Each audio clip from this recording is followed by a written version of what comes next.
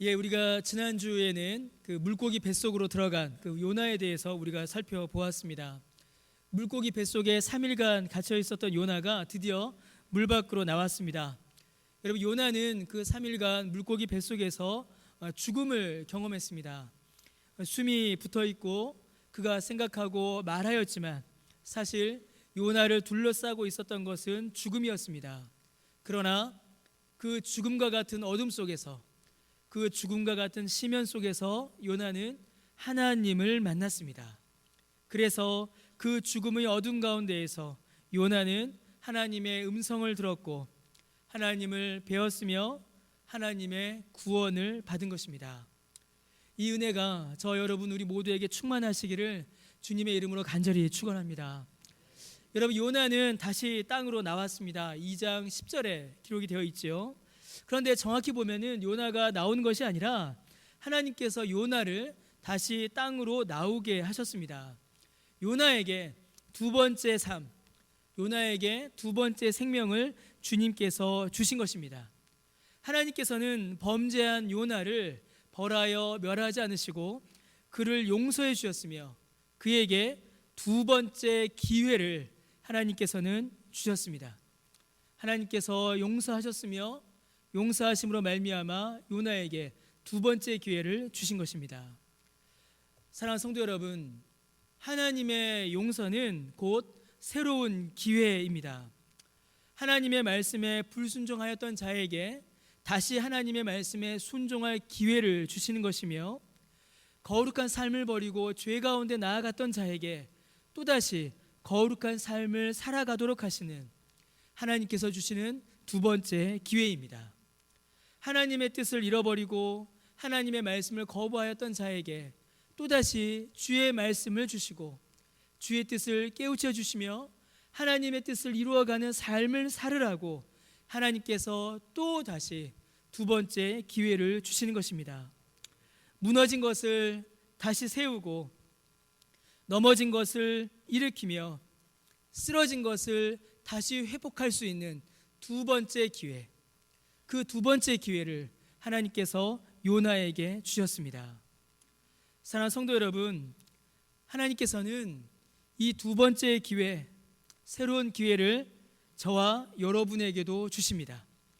하나님께서는 우리에게도 또다시 기회를 주십니다. 하나님께서 몇 번이나 기회를 주실까요? 하나님은 두 번째 기회도 주시고 세 번째 기회도 주시고 네 번째 기회도 주십니다. 왜 그럴까요? 용서가 기회이기 때문입니다. 하나님이 우리를 몇 번 용서해 주실까요? 예수님께서 마태복음 18장에 보시면요, 용서할 때에 70번씩 7번 용서하라 하셨습니다. 여러분, 70번씩 7번이면 몇 번이죠? 빨리 계산해 보십시오. 490번. 여러분, 490번만 용서하면 될까요? 만약에 여러분의 자녀들을 490번, 여러분의 배우자를, 남편과 아내를 490번만 용서했으면 여러분 어떻게 됐겠습니까? 큰일 났을 겁니다. 큰일 났죠. 주께서 70번씩 7번 용서하라 라는 이 말씀은 490번만 용서하라 라는 게 아니라 끝까지 용서하라 라는 말씀입니다. 끝까지. 주께서 우리를 끝까지 용서하시기에 주님께서 우리에게 주시는 기회도 끝까지 있습니다. 넘어질 때에 주께서 우리에게 일어날 기회를 주시고 하나님을 떠났을 때에 하나님께 돌아올 기회를 주시며 하나님을 외면했을 때에 하나님을 바라보는 기회를 우리에게 주십니다. 사랑하는 성도 여러분, 주께서 우리에게 계속 기회를 주신다라는 이 말씀을 오해하셔서는 안 됩니다. 이 기회를 악용하셔서도 안 됩니다. 여러분, 주님께서 우리에게 계속 기회를 주신다, 이 말은요, 잘못 이해하면 하나님께서 우리에게 죄 지을 기회를 자꾸 주신다라고 생각할 수 있습니다. 여러분, 그럴까요? 아닙니다. 주께서 우리에게 이 기회를 주시는 것은 우리에게 또다시 죄를 지을 기회를 주시는 것이 아닙니다. 요나에게 두 번째 말씀하시고 요나에게 두 번째 기회를 주셨죠. 요나에게 주신 이 두 번째 기회는 요나가 또다시 바다로 나가서 또다시 배를 타고 또다시 물고기 뱃속으로 들어가라 라고 주신 기회가 아닙니다. 그렇게 하나님이 주신 이 은혜의 기회를 우리가 허비할 수가 없고, 만약에 하나님께서 주신 기회를 그렇게 생각한다면 하나님께서 우리에게 베풀어 주신 은혜를 무의로 돌리는 것입니다. 그것은 은혜를 경험한 삶이 아닙니다. 하나님께서 우리에게 주시는 두 번째 기회는 또다시 죄를 지으라고 주시는 기회가 아니라 일어나라고 주시는 기회입니다. 우리가 참으로 주님의 말씀을 따라 살고자 합니다. 마음에 결단을 하죠. 이제는 주의 말씀에 순종하여 살아가겠다. 이제는 말씀대로 살겠다. 이제는 성경도 좀 더 열심히 읽고 이제는 기도도 열심히 하겠다라고 결단하지만 여러분 어떻습니까? 넘어집니다. 결단하고 결심하지만 또 넘어지고 또 실패합니다. 주님이 주시는 기회는 또다시 죄를 지으라라고 주시는 기회가 아니라 넘어진 자에게, 쓰러진 자에게, 애써봤지만 실패한 자에게 또다시 일어나라라고 주시는 회복의 기회인 것입니다. 그래서 우리는 이 기회를 선용해야 합니다.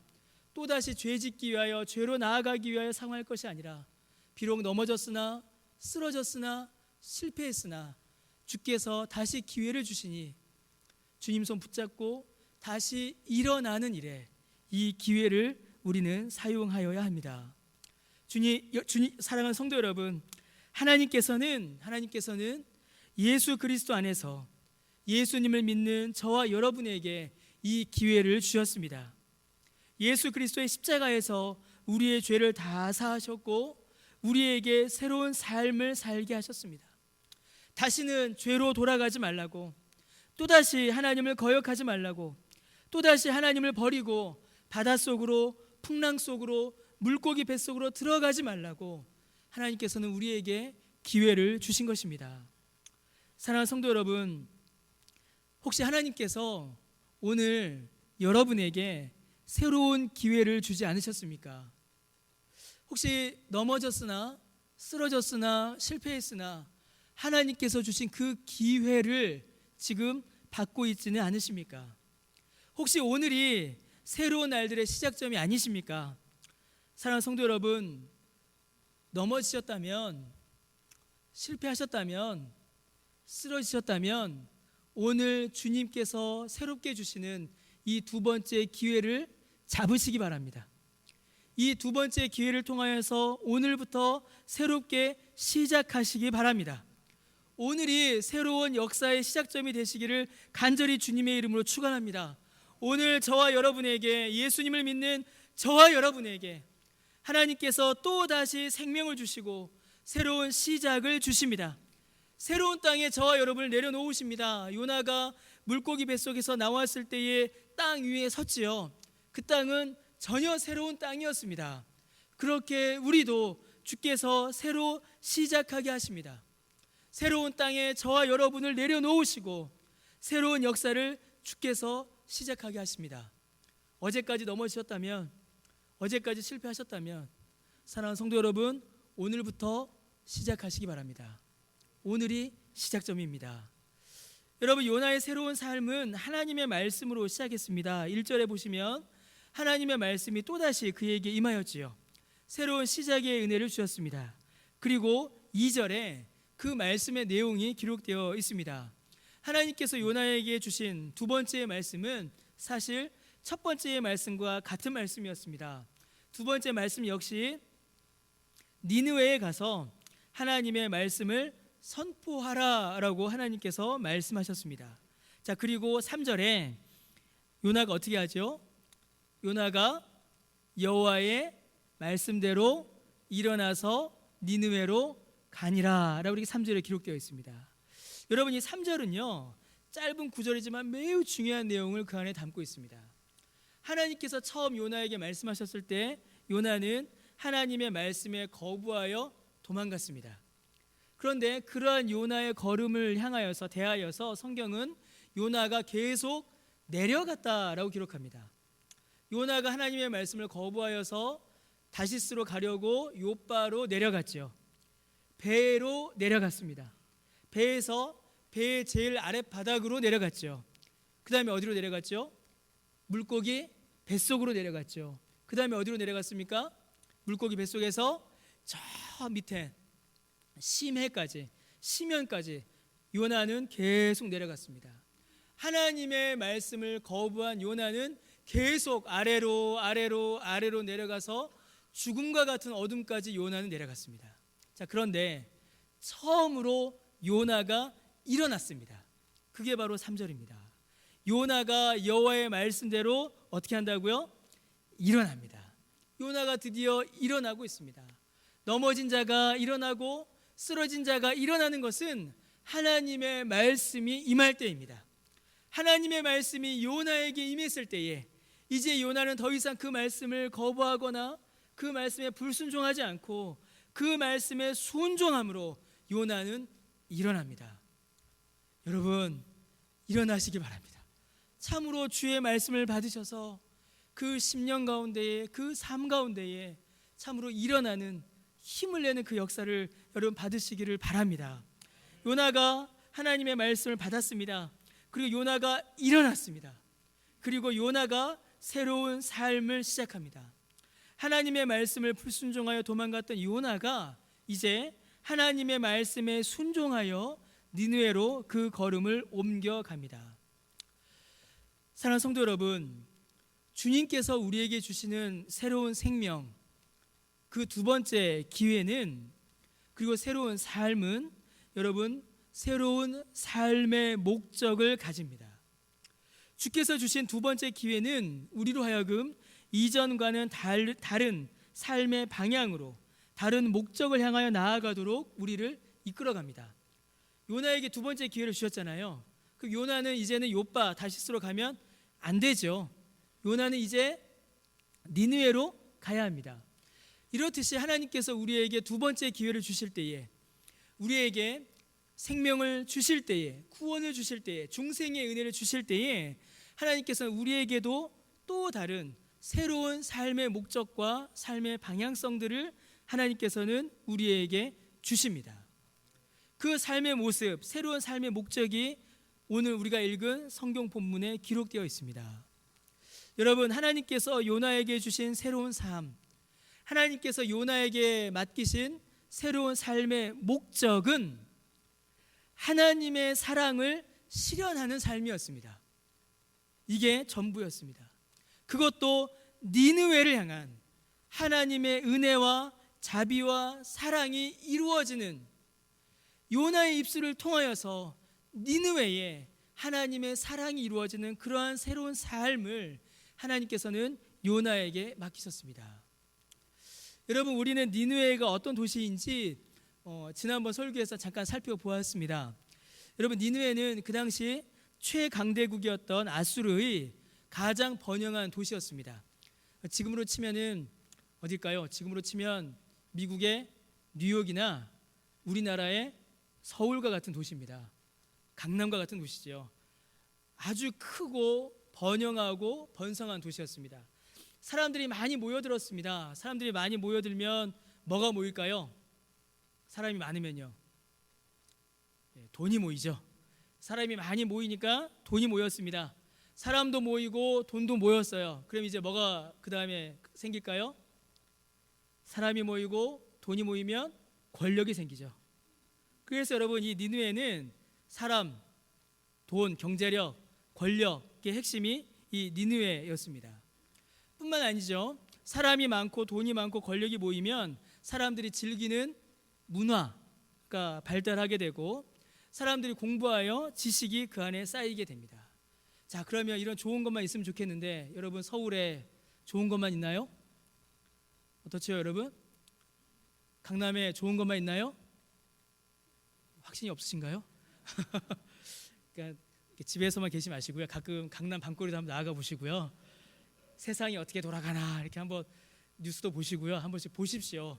강남 밤거리가 어떤가. 제가 얼마 전에 진짜 오래간만에 강남의 밤거리 한번 나가봤거든요. 야, 이거 한 걸음 걷기가 참 어려울 정도로 많더라고요. 사람들이 다 거기 있나 봅니다. 여러분, 니느웨, 그렇게 번영하고 번성한 도시였던 그 니느웨는 좋은 것만 있지 않았습니다. 좋은 것이 많은 만큼 그 안에는 더럽고 추하고 악한 것들이 그 안에 가득했습니다. 니느웨 사람들은 매우 잔인했습니다. 이웃 나라 사람들을 매우 잔인하게 살육한 자들이었죠. 그들은 매우 음란했습니다. 미가에 보면은 니느웨를 가리켜서 창녀다라고 말합니다. 도시 전체가 창녀라는 말을 들을 정도로 그 도시는 매우 음란했습니다. 사람들이 자기가 저지른 죄에 대하여서 면죄부를 받으려고 혹은 자기의 탐욕을 더 채우려고 진리를 잃어버린 거짓 종교들, 우상 숭배가 그 니느웨를 가득 채우고 있었습니다. 그래서 여러분, 니느웨는 사람들이 원하는 모든 것이 다 모여 있는 곳, 그곳이 바로 니느웨였습니다. 그런데 니느웨에는 한 가지 없는 게 있었습니다. 딱 하나가 없었습니다. 뭐가 없었을까요? 하나님이 계시지 않았습니다. 니느웨는 하나님을 알지 못했습니다. 하나님의 의가 없었고 하나님의 거룩이 없었고 하나님을 아는 지식이 니느웨에는 없었습니다. 그래서 니느웨에는 단 하나, 하나님이 계시지 않았습니다. 그것뿐만이 아니죠. 여러분, 니느웨, 아수르는 이스라엘, 곧 하나님의 자녀들을 공격하여 괴롭히고 결국에는 망하게 한 나라가 바로 니느웨, 아수르입니다. 자, 그럼 여러분, 지금까지 말씀드렸던 니느웨의 모습들을 한번 다 모아보십시오. 돈 많고 권력 많고 사람 많고 잔인하고 음란하고 우상 숭배하고 하나님의 자녀들을 괴롭히고 죽이고, 그러면 이 모든 것들을 모아놓았던 그 니느웨, 여러분, 그 니느웨는 하나님 앞에 뭘 받아야 할까요? 벌을 받아야죠. 그렇지 않습니까? 권선, 징, 악이잖아요. 선을 권하고 악은 징벌을 받아야죠. 이렇게 악행을 많이 저지른 니느웨는 하나님 앞에 당장 무서운 벌을 받아야 하는 도시였습니다. 여러분, 요나가 하나님을 향하여 가졌던 불만도 이와 같았지요. 왜 하나님께서는 당장 니느웨에 벌을 내리지 않으십니까? 이게 요나가 가졌던 불만이었습니다.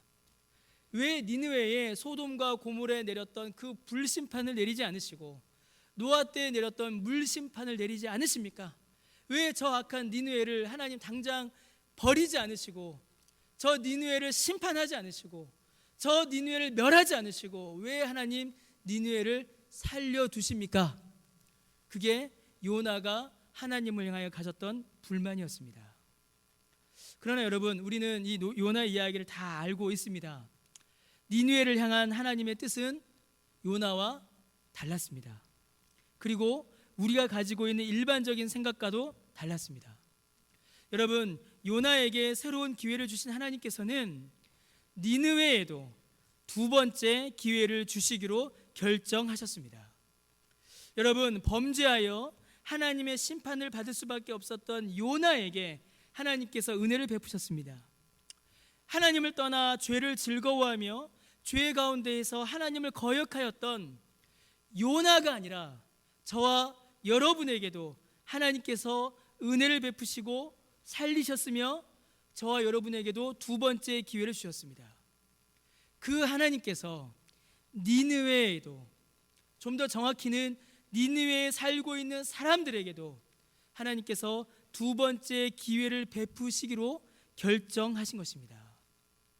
그리고 그 은혜의 통로로 하나님께서는 요나를 사용하셨습니다.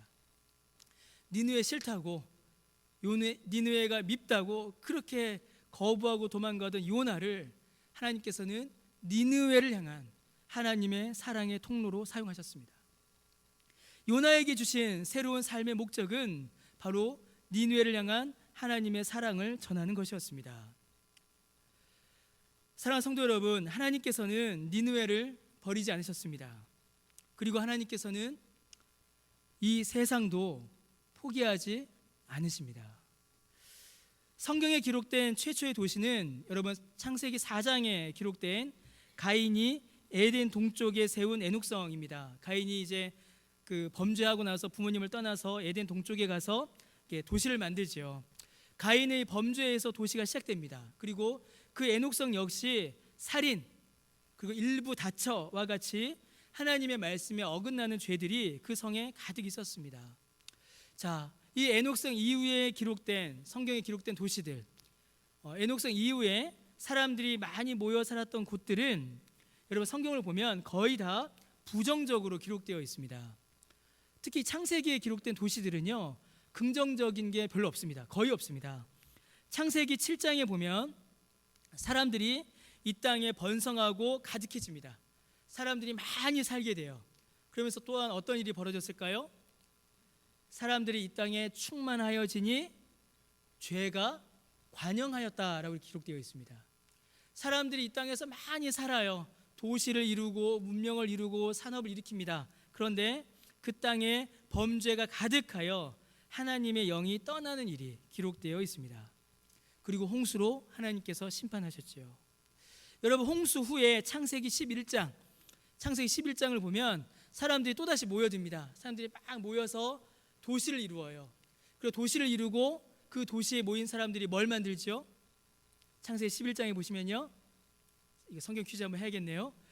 바벨탑을 만들죠. 사람들이 바벨탑을 만듭니다. 사람들이 막 모여들어서 바벨탑을 만들기 시작해요. 그리고 그 바벨탑을 만드는 목적이 뭐였죠?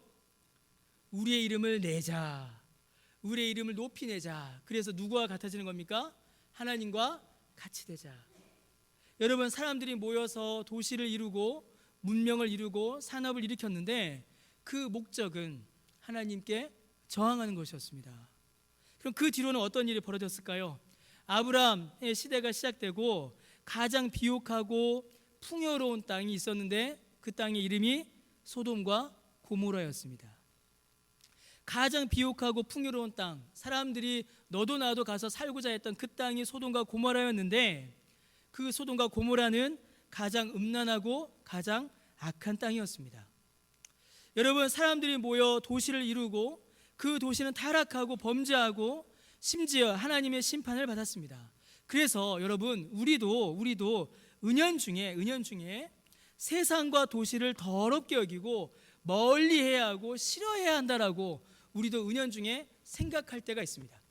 저 더러운 세상, 저 더러운 사람들, 저 악한 무리, 저 세상, 저 도시, 저 세상과는 우리가 함께할 수 없다. 우리가 따로 살아야 된다. 우리가 저들과는 분리되어야 한다. 여러분, 그렇게 우리가 생각할 때가 있습니다. 자, 그러나 사랑하는 성도 여러분, 하나님께서 그 모든 도시들을 여러분 버리셨을까요? 여러분, 만약에 하나님께서 그 도시가 그 사람들이 행한 대로 그 사람들에게, 도시들에게 갚아주셨다면 여러분, 서울이 과연 살아남을 수 있을까요? 여러분, 어떻게 생각하십니까? 하나님께서 만약에 서울 사람들이 행한 대로 갚아주신다면, 서울에 살고 있는 우리가 행한 대로, 우리가 저지른 범죄대로, 우리가 저지른 죄악대로, 우리가 저지른 우상 숭배대로 하나님께서 갚아주신다면 여러분, 과연 이 서울이 살아남을 수가 있겠습니까? 서울을 떠나서 온 인류가 여러분 살아남을 수가 있겠습니까? 한 사람도 살아남을 수 없습니다. 여러분, 하나님께서는 그 도시들을 버리지 않으셨습니다. 사람들은 범죄하고 하나님을 떠나고 우상을 숭배하였지만 하나님께서는 사람들이 모여있는 그 도시들을, 그 사람들을, 그들이 모여 사는 세상을 하나님께서는 포기하지 않으셨습니다. 왜 그러셨을까요? 왜 하나님께서는 이 더러운 세상을, 죄악으로 가득한 이 도시를, 이 세상을 하나님께서는 포기하지 않으실까요? 왜 하나님께서는 지금도 이렇게 죄가 가득하고 우상이 가득하고 탐욕이 가득하고 음란이 가득한 이 서울을, 이 강남 땅을 포기하지 않으시고 버리지 않으셔서 지금도 이렇게 하나님께 예배하는 곳으로 왜 살려두실까요? 아주 단순한 이유입니다. 아주 단순한 이유 하나 때문입니다. 바로 그 세상 속에, 바로 그 도시 속에, 바로 이 서울 안에 제가 있고 여러분이 있기 때문입니다. 그리고 또 누가 있냐면 앞으로도 주님 앞으로 나와 구원을 받을 누군가가, 그 한 사람이 있기 때문입니다.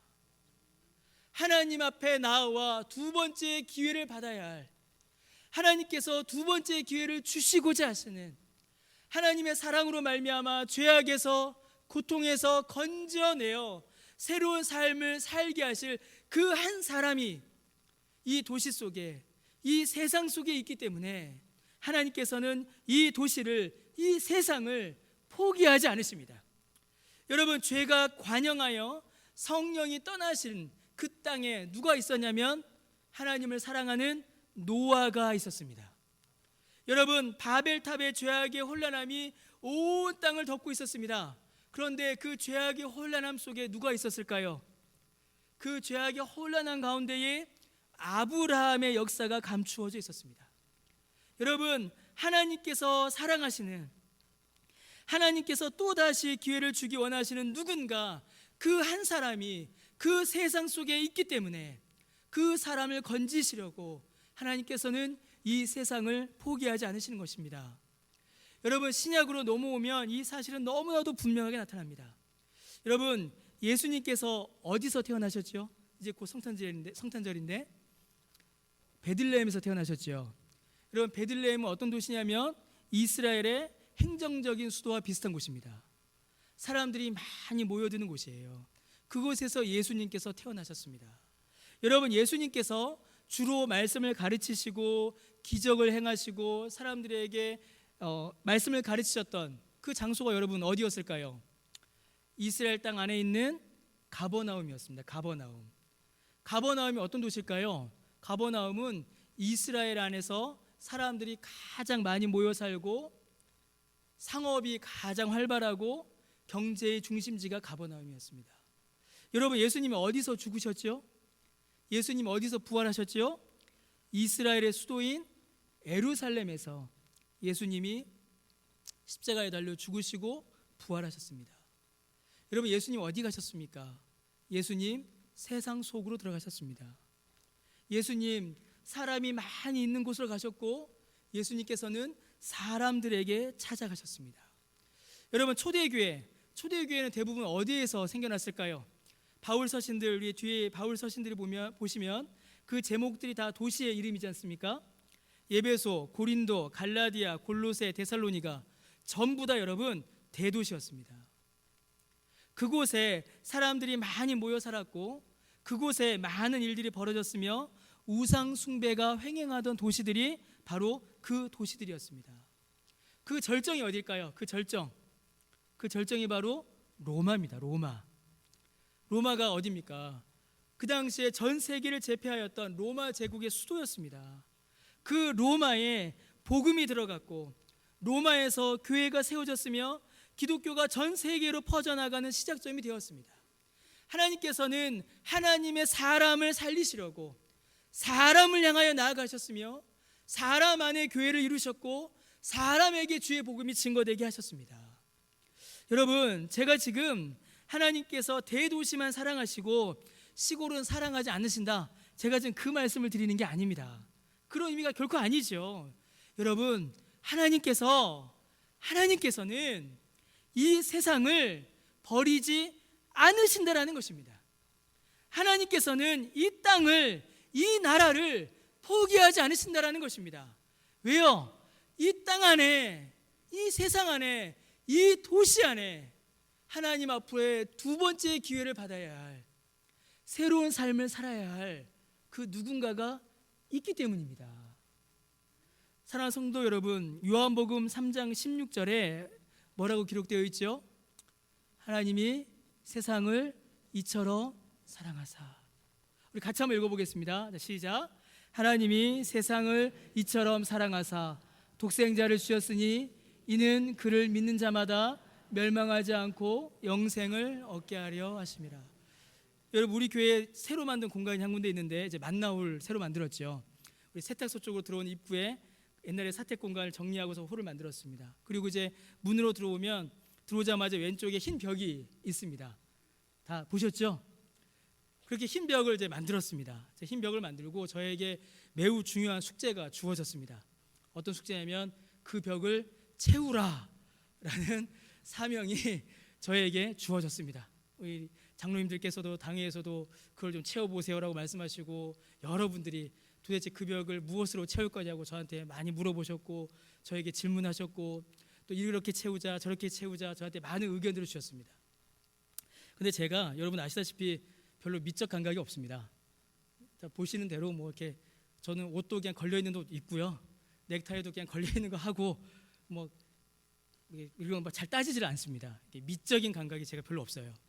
그런데 이제 그 흰 벽을 채우라라는 명령이 미션이 저에게 주어진 겁니다. 미적 감각이 없는 저에게.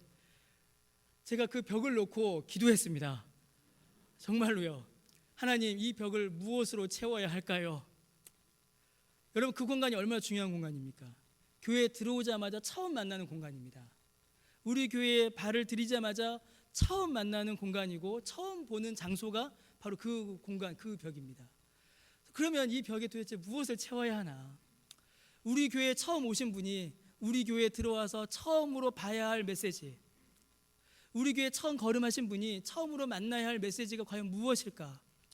교회를 다니시는 분이 아니라, 여러분, 여름에는요, 이 더우니까 지나가시다가 땀 식히러도 들어오시고요, 겨울에는요 추우니까 들어와서 자판기 커피 드시러도 들어오시고요, 봄 가을에는 어떤 분들인 줄 아세요? 봄 가을에는 여기 양재천이 아름답지 않습니까? 양재천 구경 왔다가 화장실 없어서 오시는 분들 계세요. 상당히 많으세요. 그래서 이분들 오실 때마다 여자 화장실 막 감동을 하십니다. 화장실 왜 이렇게 좋니? 진짜 그런 일들이 자주 있었습니다. 믿는 자, 믿지 않는 자, 우리 교회 예배를 드리기 위하여 오는 자, 더위를 피하기 위하여 오는 자, 커피 마시러 오는 자, 혹은 화장실 사용하러 오는 자에게도, 그런 분들에게도 우리 교회가 가장 먼저 그분들에게 전해야 할 메시지가 무언가, 그게 제 고민이었습니다. 제 기도 제목이었습니다. 그래서 결과가 뭘까요? 그 그림 혹시 이겁니다. 요한복음 3장 16절이었습니다. 하나님이 세상을 이처럼 사랑하사. 하나님께서 교회를 이처럼 사랑하사, 그렇게 하지 않으셨습니다. 하나님께서 목사를 이렇게 사랑하사, 하나님께서 장로를, 권사를, 집사를, 세례받은 자를, 입교한 자를 사랑하사, 그렇게 하지 않으셨습니다. 뭐라고 기록되어 있죠? 하나님께서 세상을 이처럼 사랑하사. 여러분, 그 세상이 어디입니까? 그 세상이 어떤 세상이죠? 바로 저와 여러분이 살던 그 세상입니다. 하나님 모르고 우상 숭배하고 범죄하고 하나님 욕하고 모욕하고 죄 가운데 거하였던 바로 그 세상, 그 세상 가운데 살아가고 있는 그 사람들, 그 세상을 하나님께서 사랑하신 겁니다. 얼마나 사랑하셨어요? 이처럼 사랑하사. 그 이처럼이 뭡니까? 하나님의 사랑하시는 아들 독생자 예수 그리스도를 이 땅에 보내셔서 십자가에서 죽게 하시고 부활케 하셔서 저를 믿는 자마다 멸망치 않고 영생을 얻게 하려는 그 사랑, 그 사랑으로 하나님께서 이 세상을 사랑하신 것입니다. 저는 우리 교회가 이 세상을 향하여서 드러낼 첫 번째 메시지가, 저는 이 요한복음 3장 16절이라고 생각합니다. 깨끗하지 않아도 괜찮지요. 늘 성공하지 않아도 괜찮습니다. 넘어진 자가, 실패한 자가, 상처받은 자가, 죄 지은 자가, 더러운 자가 이 사랑을 알아 주 앞에 나오는 것, 여러분, 이것만으로 충분한 것입니다. 주께서 이 은혜의 역사를 주께서 우리 교회를 통하여서 이루시고자 하십니다. 이 세상을 향한 이 하나님의 사랑을 우리를 통하여서 이 세상에 알리시고 전하시고 마침내 이루시는 그 하나님의 은혜의 역사로 저와 여러분을 부르신 것입니다. 여러분, 요나가 니느웨에 가서 하나님의 말씀을 선포했습니다. 그러자 무슨 일이 벌어졌을까요? 왕부터 평민까지, 심지어 가축들까지 변화되는 일이 벌어졌습니다. 그들이 하나님을 믿고 하나님 앞에 나와 죄를 회개하는 영적 변화가 그들 안에 일어났습니다. 또 무엇도 일어났을까요? 그들이 지금까지 저질렀던 모든 악행을 중단하는 사회적 변화도 그들 안에 일어났습니다. 사랑하는 성도 여러분, 하나님께서는 오늘도 지금 우리가 살아가고 있는 이 세상을 향하여서, 그리고 이 세상 속에서 신음하고 있는 그 누군가에게 두 번째 기회를 주기를 원하십니다. 먼저 두 번째 기회를 얻은 교회와 그리스도인 저와 여러분을 통하여서 이 세상을 향한 하나님의 사랑이 전하여지고, 이 세상을 향한 하나님의 사랑이 선포되며 이 하나님의 사랑이 이루어지기를 하나님께서는 원하십니다. 이 세상의 악을 물리치고 정의를 이루시길 원하시고 이 땅의 죄가 사라지고 하나님의 의가 이루어지길 원하시며 죄와 사망의 억압 가운데에서 여전히 고통하며 신음하던 자들이 회개하고 예수를 믿어 그 영혼이 구원받아 새 생명 누리기를 주님께서는 원하시는 것입니다. 요나에게 새 생명을 주신 것처럼 니느웨에게도 두 번째 기회를 주신 하나님이 오늘 우리에게도 두 번째 기회를 주셨고 오늘 우리에게 두 번째 기회를 주신 것 같이 저 세상도 저 세상 속에 살고 있는 그 누군가에게도 저와 여러분을 통하여서 우리 강변교회를 통하여서 우리의 복음 증거와 우리의 말과 우리의 행실로 저 세상 속에 있는 그 누군가에게 하나님께서는 또다시 두 번째 기회를 주시고자 하시는 것입니다. 그 일에 저와 여러분을 하나님께서 부르셨고 그 일을 이루라고 주께서 저와 여러분에게 두 번째 기회를 주신 것입니다. 이것이 주께서 우리에게 두 번째 기회를 주신 이유이고 목적입니다. 사랑하는 성도 여러분, 내년이면 우리 교회가 설립된 지 40주년이 됩니다. 교회 설립 40주년입니다. 오래되었죠. 여러분, 이 40년의 역사, 1980년부터 2020년, 놀라운 역사죠. 아마 한국교회 초대 교회의 역사를 제외하고 한국교회와 한국 현대사에 있어서 가장 격동의 시기를 보낸 1980년부터 2020년까지가 아닌가 싶습니다. 어느 시기가 그렇지 않겠습니까마는 이 시기 가운데 주께서 교회를 이루셨고 수많은 교회가 나타나고 사라졌지만 주께서 강변교회를 이 땅 가운데 40년간 두게 하셨습니다. 그리고 우리 주님 다시 오실 그날까지 강변교회는 주께서 맡기신 사역을 감당해낼 것입니다. 여러분, 교회 설립 40주년을 눈앞에 두고 참 많은 기도의 제목이 있고 많은 생각들을 하게 됩니다. 무엇보다 지금 우리의 모습을 한번 돌아볼 때입니다. 여러분, 우리 안에서 우리끼리 우리의 모습을 돌아보는 것 참 중요하고 의미 있습니다. 지난 40년간 하나님께서 우리에게 부어주신 은혜가 무엇인지, 우리가 지난 40년간 무슨 일을 해왔는지, 그리고 40년 동안 우리 안에서 어떤 일들이 있었는지.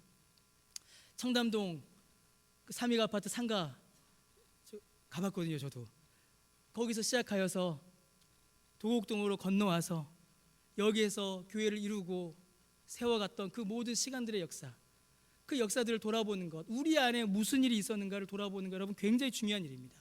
또 그러한 일들, 그러한 회고 우리에게 있을 겁니다. 자, 그러나 그것만이 아닙니다. 교회가 40주년을 바라보면서 우리가 다시 한번 확인해 봐야 할 것은 우리가 지금 살아가고 있는 이 세상 속에서 어떤 자리에 있는가를 우리가 돌아봐야 합니다. 이 세상 속에서 강변교회가 어떤 위치인가, 이 세상 속에서 강변교회를 향한 평가가 어떤 평가인가, 그걸 우리가 확인해 봐야 합니다. 좁게는 도곡동에서 먼저 시작하겠죠.